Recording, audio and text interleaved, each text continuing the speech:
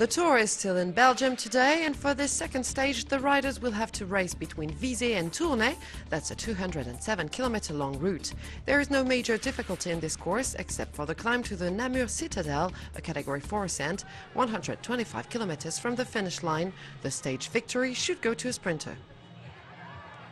The first rider to attack today is France's Anthony Roux of FDJ Big Mat, who breaks at kilometer 22.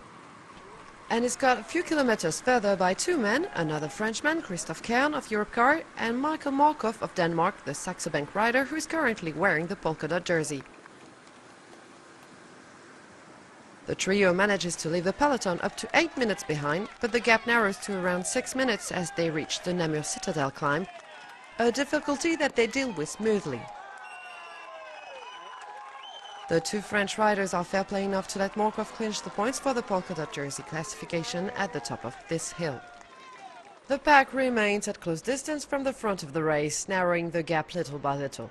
The breakaway riders are just 2 minutes 30 ahead as they reach the intermediate sprint, 54.5 kilometers from the finish line.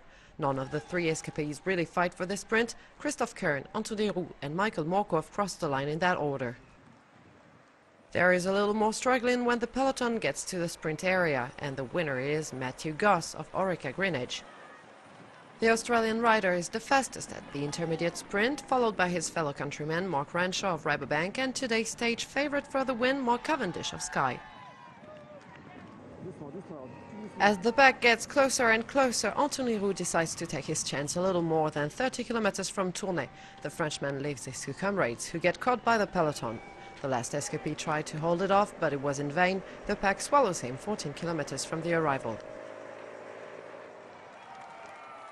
Now that the break has lived, it's time for the sprinters to get serious for the finish on a 400-meter long false flat. At the red flag with 1 kilometer to go, the Lotto Belisol riders launched the attack to put Germany's Andre Greipel in the ideal position.